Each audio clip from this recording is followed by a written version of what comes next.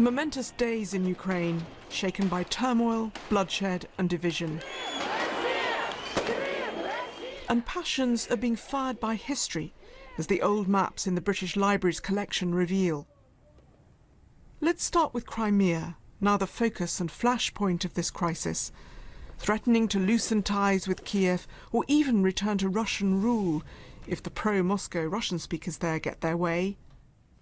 And here it is, a tiny peninsula in the Black Sea, just below modern Russia and modern Ukraine. But in the 18th century, it was part of the Ottoman Turkish Empire, ruled by the Khan of the Crimean Tatars.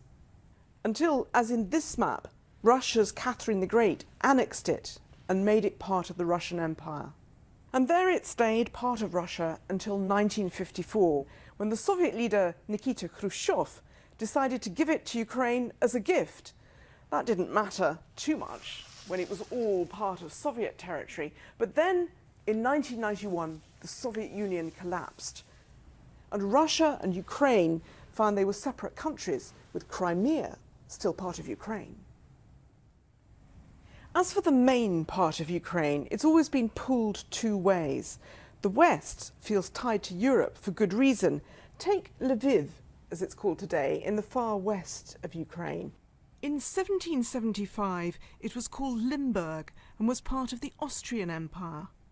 And in 1940, now part of Poland, it came under Soviet rule, part of a carve-up, a secret deal between Hitler and Stalin.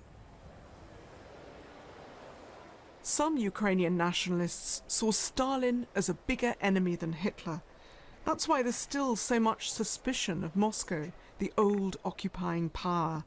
And that's why we keep hearing President Putin warning of the threat from right-wing extremists in western Ukraine. Old fears and mistrust, still shaping attitudes today. The further east you go in Ukraine, the more people see Russia not as an enemy, but as part of the family. Look at this beautiful 18th century map. Russian lands extend all the way to Kiev. The other side is Poland, and Kiev is where the Russian state began, and the Russian Orthodox Church over 1,000 years ago. It's almost sacred. That's why President Putin doesn't want to let it go. Bridget Kendall, BBC News at the British Library.